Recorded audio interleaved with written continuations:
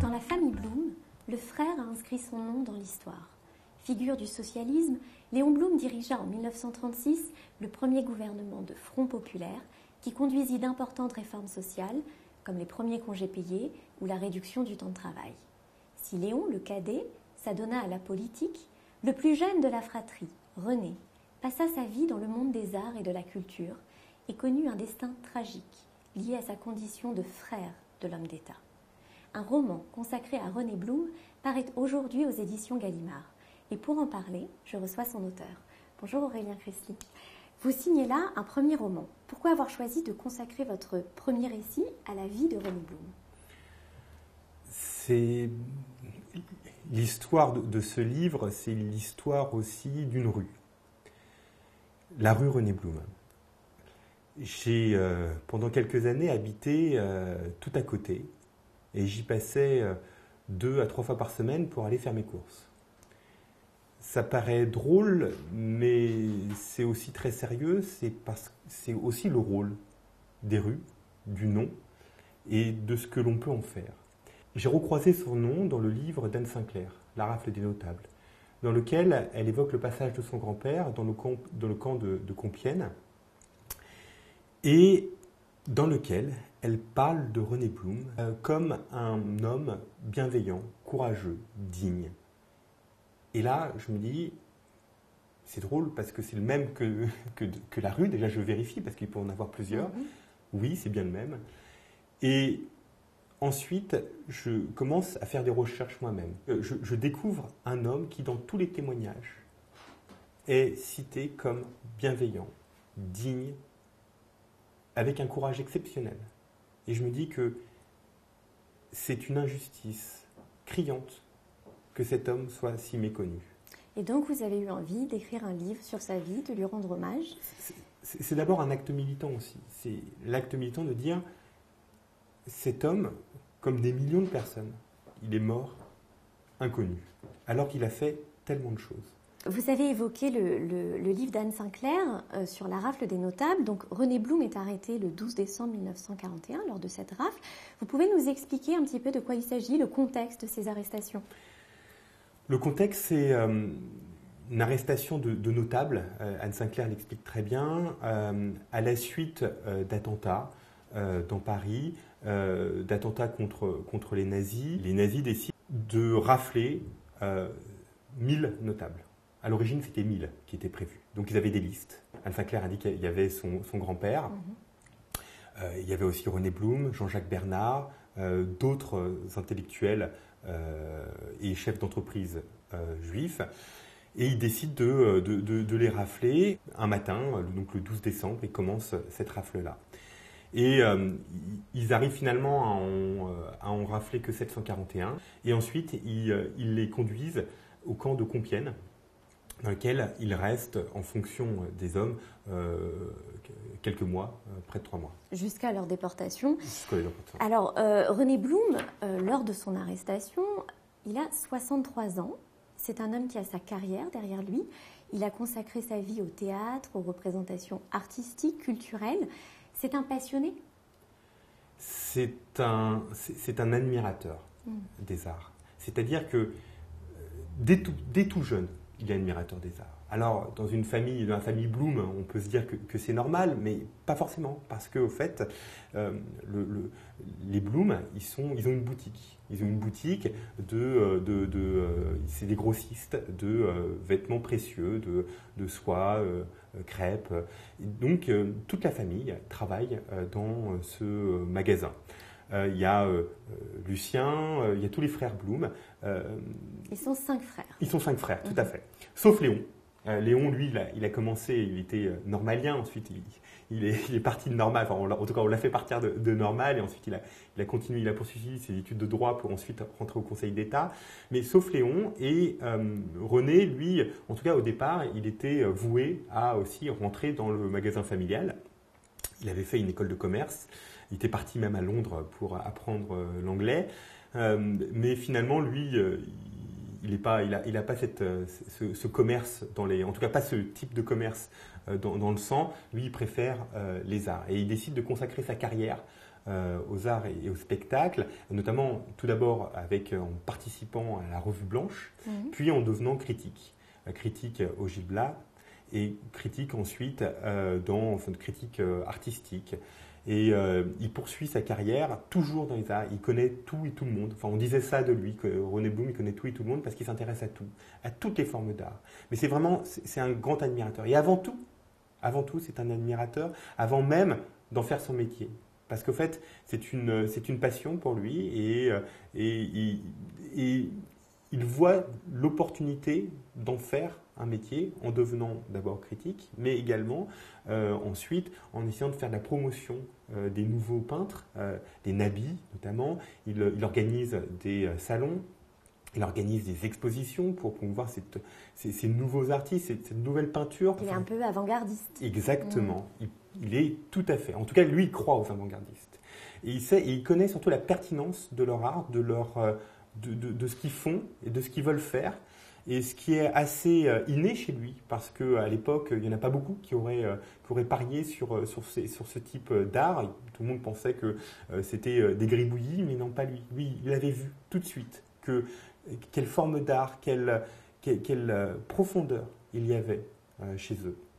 Donc, il a organisé, et puis après la guerre, il décide de changer d'orientation, toujours dans les arts, et donc devenant directeur artistique. Donc, il devient un directeur artistique du théâtre de Monte-Carlo. Donc, c'est lui qui organise les spectacles, qui les choisit. Il découvre Marcel Pagnol. Puis, il le reçoit dans son appartement du 17e, rue Tocqueville, même. Tout jeune Marcel Pagnol, qui n'est pas encore le grand Marcel Pagnol d'aujourd'hui, pour sa pièce jazz. Puis, il a eu une opportunité à la mort de Diaghilev. Diaghilev, qui est l'impresario et le fondateur des ballets russes. Les ballets russes sont laissés comme ça à l'abandon. Tous les artistes sont partis dans d'autres compagnies à droite, à gauche, aux États-Unis, en Europe. Et René Blum, il décide de remonter ce ballet, cette compagnie, en l'appelant les ballets russes de Monte-Carlo. J'ai tendance à dire de manière un peu vulgaire que les ballets russes de Monte-Carlo, c'est la Beyoncé d'aujourd'hui. C'est-à-dire qu'ils parcouraient les salles du monde entier. Ils étaient accueillis dans toutes les plus grandes salles, les plus prestigieuses salles du monde entier, en Afrique du Sud, aux États-Unis, en Europe, partout ils étaient accueillis. Cette vie vouée à l'art, c'était pas c'était sa vocation, mais c'était pas sa destinée première. Comment ses parents le percevaient? Quelle est la famille Blum? Alors, c'est une bonne question parce que j'ai lu beaucoup de témoignages. Alors, il y a beaucoup de témoignages, beaucoup d'écrits sur la famille Blum parce qu'il y a eu aussi des publications du journal de Lucien Blum, par exemple. Le grand frère. Le grand frère, tout à fait, l'aîné. Donc, le premier, l'aîné de la famille, le deuxième étant Léon. Déjà, on perçoit le fait que dans la famille Blum, l'art, le spectacle, la culture en général est au centre. Et donc, René Blum, il a grandi dans cette famille où on parle à table des dernières expositions, des dernières pièces, on critique, et il y a un environnement. Et même si les enfants sont voués à reprendre le magasin, le commerce, il y a quand même dans cette famille, au centre, l'art. Et donc, je pense que ça étonne personne quand René Blum, lui, décide de ne pas rejoindre le magasin. Et je pense que son père, il a été déçu parce qu'il aurait aimé travailler avec l'ensemble de ses fils. Mais il sait que René Blum, il n'a pas cette fibre-là et qu'il ne sera pas heureux. Et donc, il le laisse. C'est pas forcément une grande bataille au sein de la famille parce qu'au fait, ils ont vu tout de suite qu'il n'est pas intéressé par le commerce. Et lui, il n'a pas du tout montré qu'il en était un intérêt. Contrairement à ses autres frères, qui avaient peut-être plus la fibre. Lui, pas du tout, et donc on le laisse faire, un peu comme Léon, on laisse faire Léon aller partir vers le droit, vers le Conseil d'État. On laisse de la même manière René faire son bout de chemin dans les arts du spectacle. Et puis, dans cette famille, on aime l'art. Et donc, du coup, c'est pas forcément... Ça fait sens. Ça fait sens. Alors, ce goût pour l'art et la culture, il l'exerce même durant son internement au camp de Compiègne. C'est ce qu'on apprend en vous lisant, que des conférences étaient données par les internés, pour les internés, des moments de causerie. Tout à fait. Ce sont des notables à Compiègne. Des notables qui, pour la plupart, peuvent se connaître ou non. Et surtout, ont quelque chose, c'est qu'ils savent. Ils ont des métiers intéressants, ils ont une appétence pour la culture et pour savoir. Il faut savoir que c'était un camp, parce que c'est important, qui était géré par les Allemands, avec des conditions qui étaient plus que difficiles, qui étaient innommables, indicibles, dans le sens où la nourriture manquait, l'eau manquait, tout manquait. Ils dormaient sur de la paille, encore, après quelques jours. Au départ, c'était sur rien. C'était vraiment des conditions extrêmement difficiles. Et pour affronter ces conditions, certains ont mis en place des conférences pour permettre aux internés de sortir en tout cas de sortir par l'esprit, par la connaissance, de ces conditions très difficiles. Et donc, ça a commencé par une conférence sur les chemins de fer de M. Lévy, et qui lui-même était ingénieur en chef dans les chemins de fer du Nord. Grâce à eux, il y a eu René Blum, grâce aux internés, bien entendu, il y a eu René Blum qui a pu faire un cycle de conférences, à la fois sur la poésie avec Jean-Jacques Bernard, mais également sur les ballets. Il voulait en faire plus, mais à la fin, c'était trop difficile. Parce que c'était trop difficile quand ils avaient des gros problèmes de santé. C'était des personnes, généralement, qui avaient un certain âge, donc avoir des gros problèmes, ne pas être alimenté pendant presque pas alimenté, parce que ce qu'ils avaient, c'était de l'eau, presque de l'eau chaude chaque jour. Et donc, il manquait de force pour continuer. Donc, ils se sont arrêtés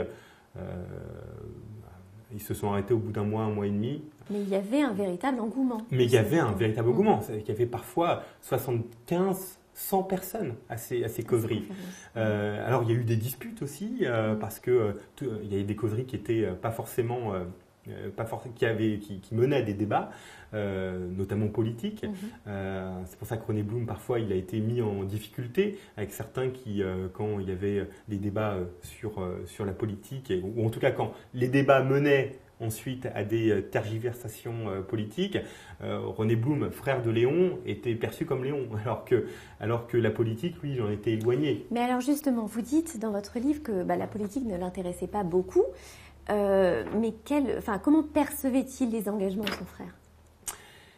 Alors, il adorait son frère. Il en était très fier. Même s'il ne partageait pas les mêmes idées politiques. Alors, on ne sait pas vraiment ce que René Blum pensait, mais la manière dont les différents témoignages, les recoupements que j'ai pu faire, démontrent qu'il ne partageait pas forcément tout. Ceci dit, il en était très fier. Très fier que son frère, il aille au bout de ses convictions. Il affronte aussi la politique, l'antisémitisme qu'il y avait à l'époque, et qu'il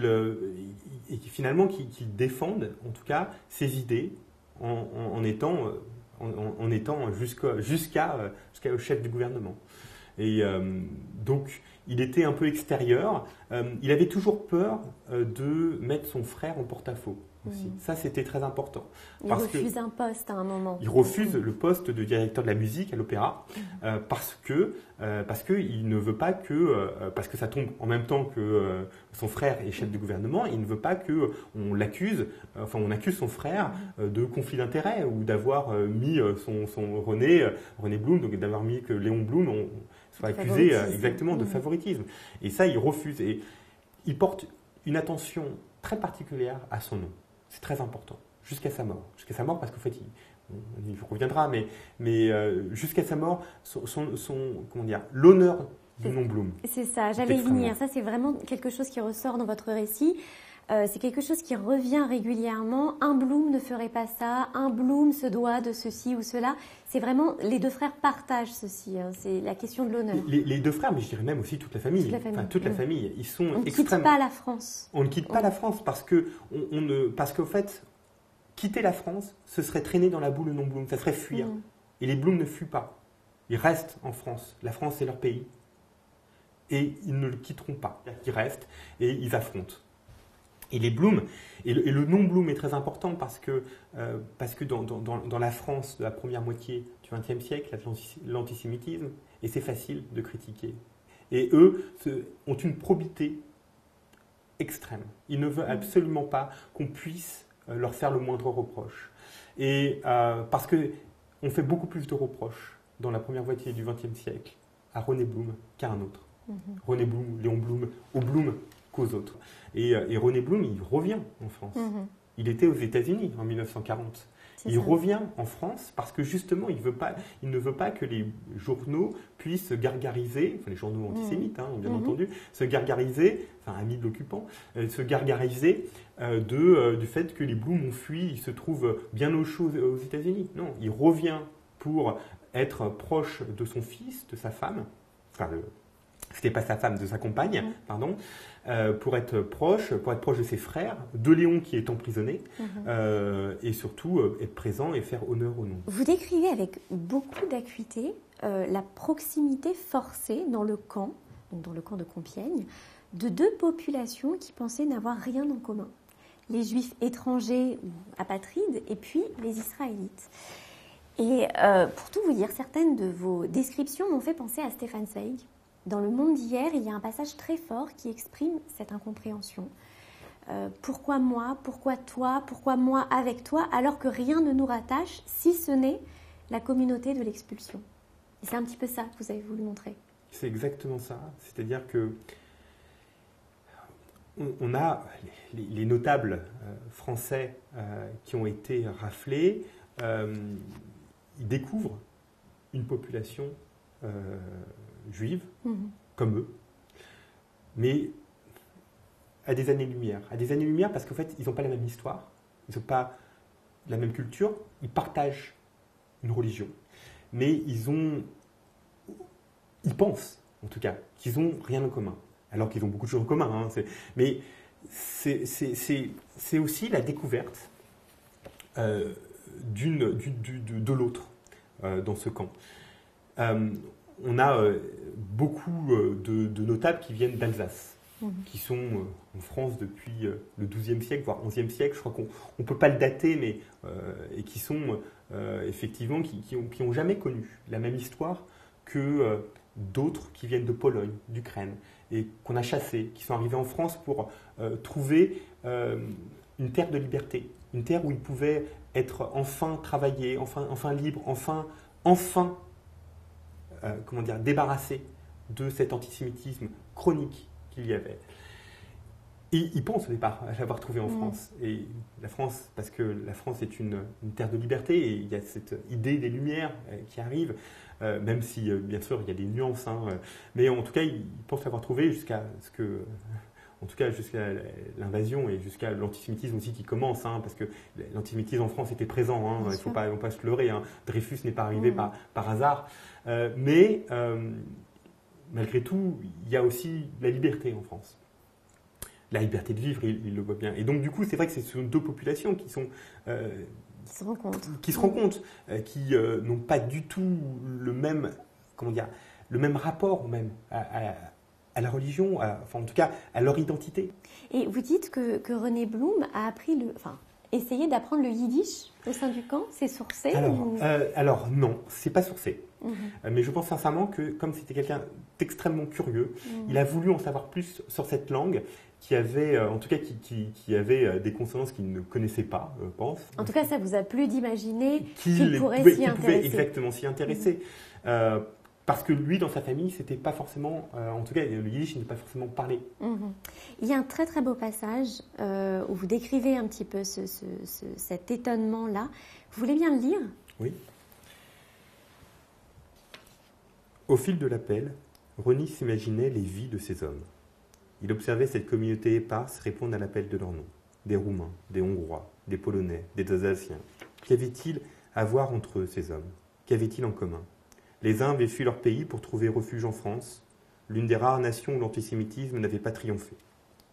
Les autres étaient des Français qui ne connaissaient du malheur des Juifs que les lignes de l'Ancien Testament. Merci.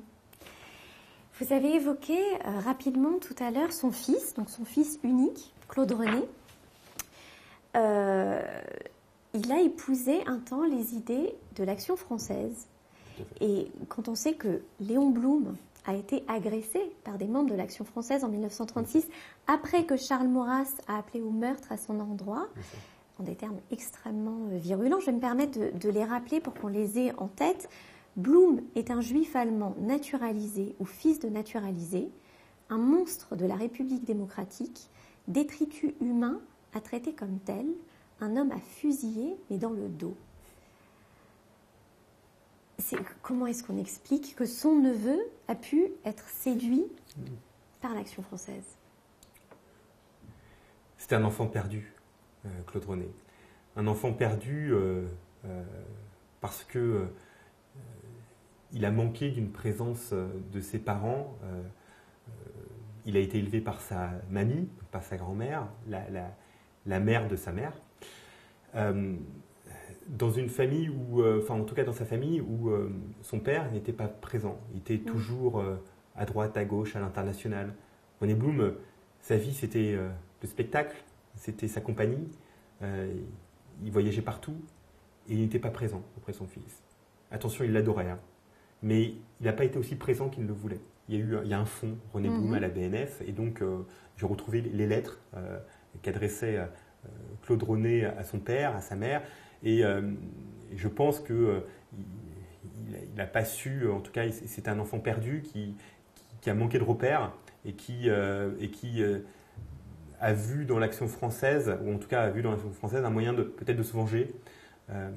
Il n'y pensait pas vraiment, c'était un jeune homme. Comme on peut faire des erreurs. Il avait quel âge à ce moment-là? Il doit avoir 16-17 ans. D'accord.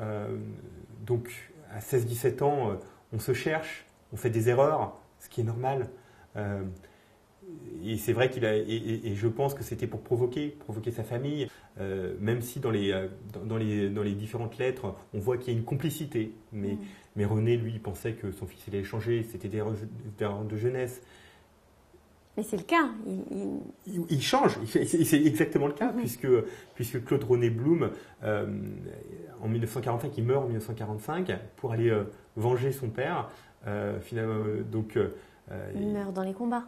Il meurt dans les combats, dans la division Leclerc. Il a monté avec la division Leclerc. Il meurt sur un tank en Allemagne. Et il avait dit à tout le monde que c'était pour aller venger son père. Donc, on voit bien que ce sont des erreurs de jeunesse et que la mort de son père l'a grandement touché, de là jusqu'à participer au combat et à vouloir le venger jusqu'en Allemagne. Alors, René Blum est déporté par le convoi du 22 septembre 1942. Vous refusez de consacrer réellement des lignes à sa mort. Elle demeure vraiment elliptique. On ne sait pas réellement ce qui lui est arrivé. Alors là,